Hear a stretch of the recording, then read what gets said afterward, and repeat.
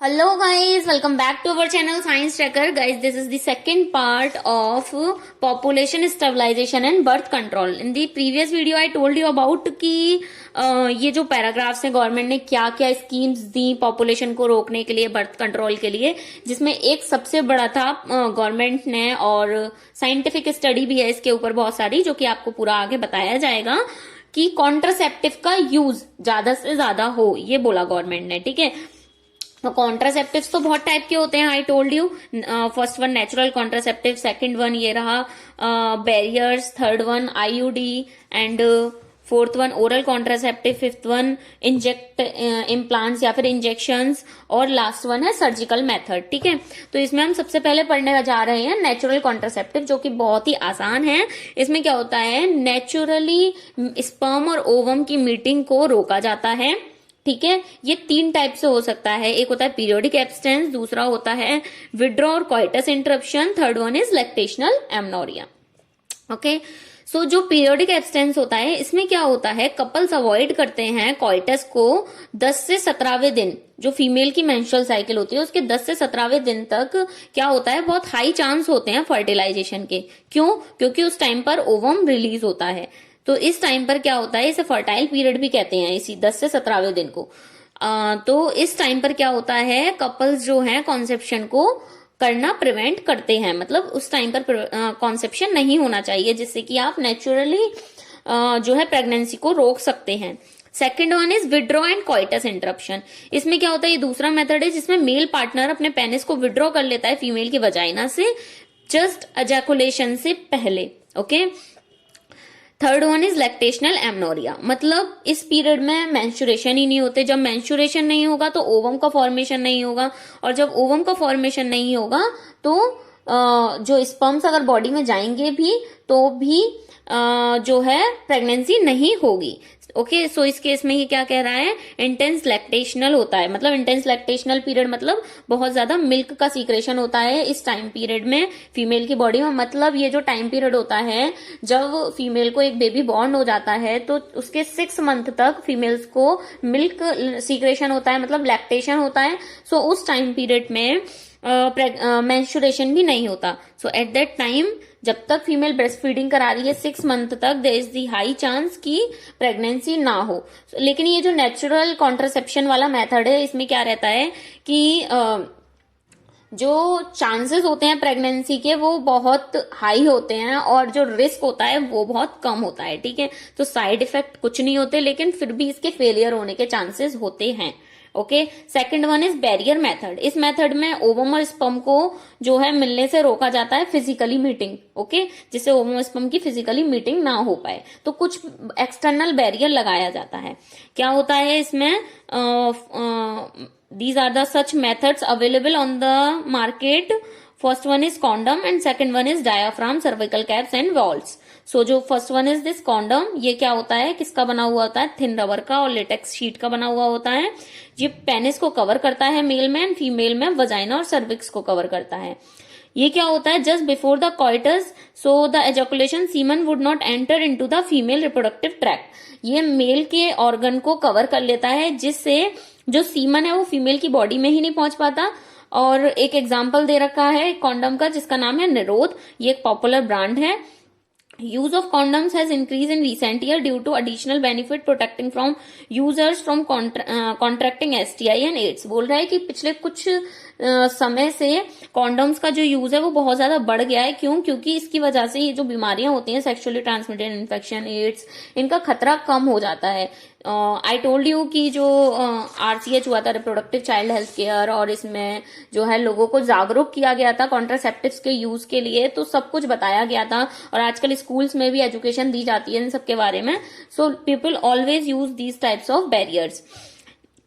Next one है diaphragm, cervical caps and walls. ये क्या होता है, ये बैरियर है, ये भी रबर का बना हुआ होता है, ये फीमेल की बॉडी के लिए होता है ओनली, नॉट फॉर मेल।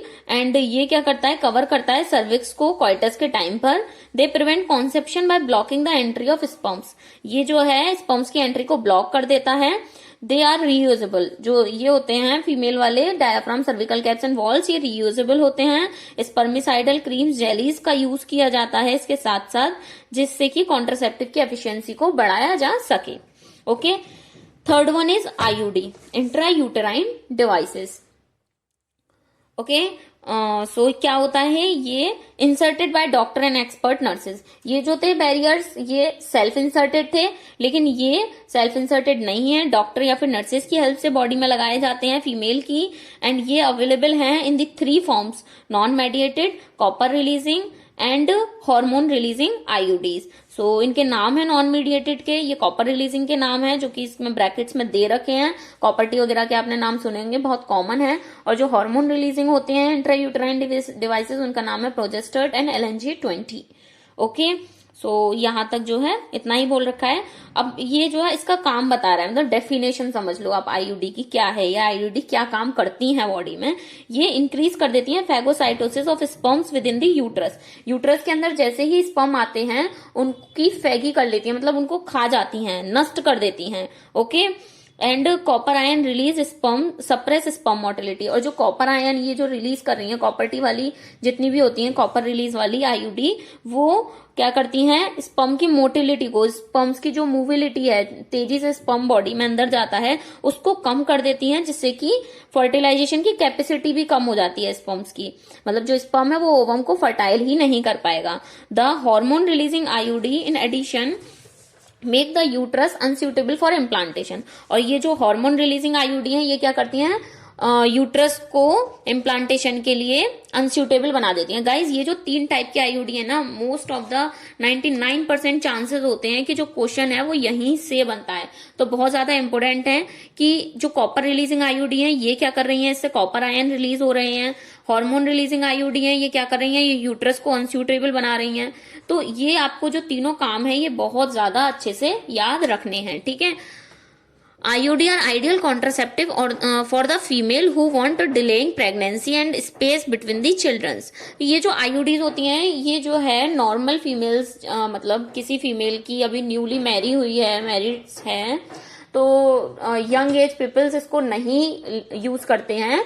लेकिन हाँ, जिस लेडी का एक बेबी हो चुका है, वो इस टाइप की डिवाइसेस को यूज करते हैं, जिससे कि बेबी के बीच में गैप मिल सके। Okay, fourth one is oral administration, मतलब मुंह से लेने वाला कुछ मेडिसिन होगा। क्या है, इसमें कुछ पिल्स हैं, पिल्स के नाम है क्या है, प्रोजेस्टेरॉन एंड प्रोजेस्टेरॉन एस्ट्रोजन का कॉम्बिनेशन। ये कॉन्ट्रासेप्टिव मेथड को यूज कर मतलब ये भी कॉन्ट्रासेप्शन को रोकते हैं, और ये फीमेल्स लेती हैं इन मेडिसिन को। They are used in the form of tablets, ये टैबलेट्स के फॉर्म में होती हैं, पॉपुलरली कॉल्ड द पिल्स, इनको पिल्स कहा जाता है, गोलियां। Have to be taken daily before the periods of 21, starting preferably within the first 5 days of menstrual cycle। मतलब ये कब लिया जाता है, जो फीमेल जो है इसको गोली को डेली लेती हैं, लेकिन जो 7 डेज के गैप पर लेती हैं। कौन से 7 डेज का गैप, मतलब जो मेंसेस वाला टाइम पीरियड होता है, उस टाइम पीरियड पर इस गोली को नहीं लिया जाता, बाकी के सब दिन डेली 21 दिनों तक ये गोली डेली ली जाती हैं। It has to be repeated in the same pattern till the female desire to prevent conception. ये तब तक फीमेल ले सकती है जब तक वो कॉन्सेप्शन नहीं चाहती, मतलब वो बेबी नहीं चाहती। They inhibit ovulation and implantation as well as alter the quality of cervical mucus. Pills क्या करती हैं, ये ओवुलेशन को इनहिबिट कर देती है, मतलब ओवुलेशन ही नहीं हो पा रहा ठीक से, फीमेल की बॉडी में ओवम ही नहीं बन रहा, तो इम्प्लांटेशन ही नहीं होगा।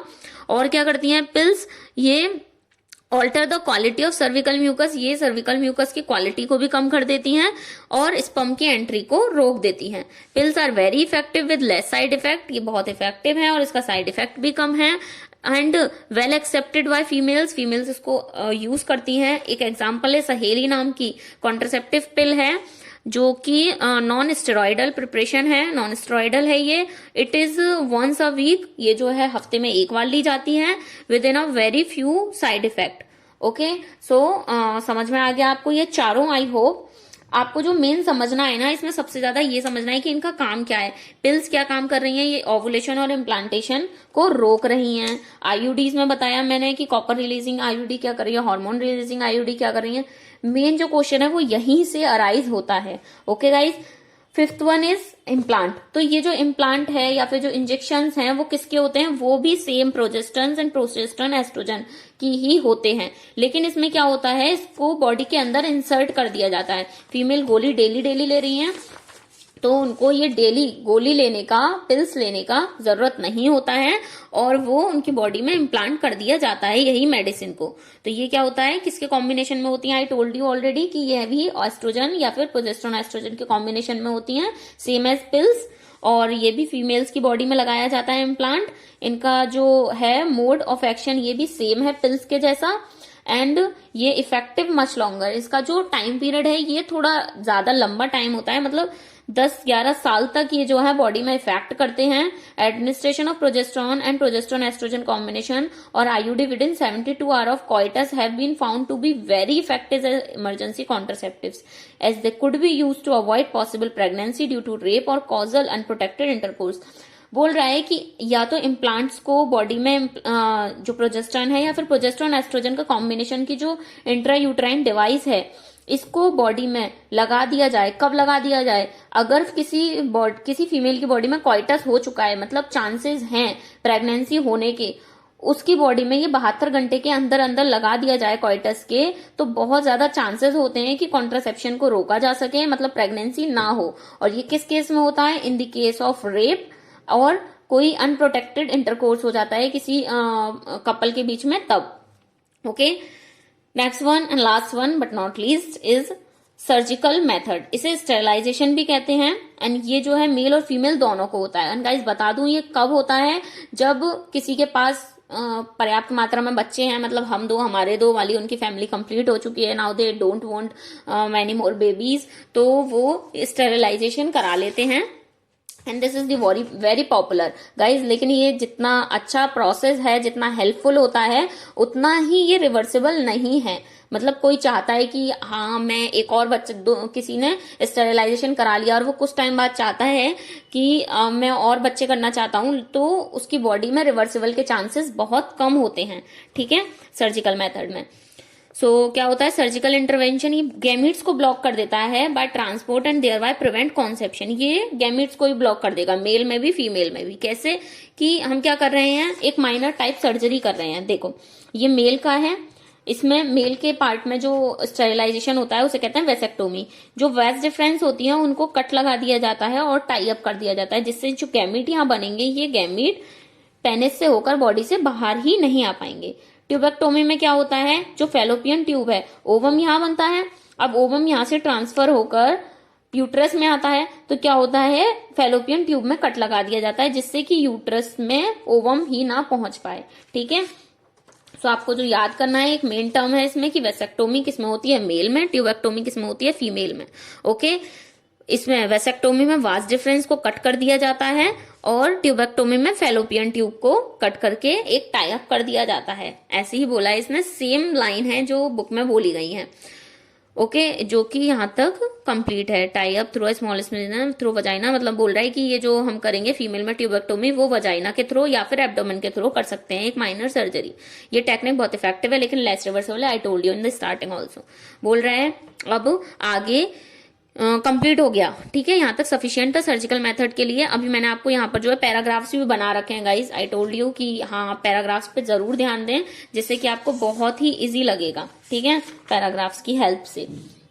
देख लीजिए, natural selection, not natural selection, natural method, barrier method, IUD and implants, pills, इन सबकी मैंने अलग अलग पैराग्राफ्स बना रखे हैं। अब ये कंप्लीट हो गया है यहाँ पर।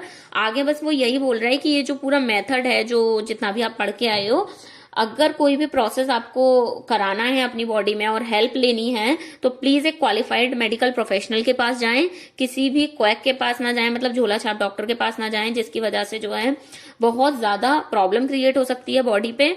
ओके, एंड यही सब बोल रहा है कि, और हाँ वो आगे इसमें जो है लास्ट में ये भी बोला है कि इसके कुछ साइड इफेक्ट भी होते हैं।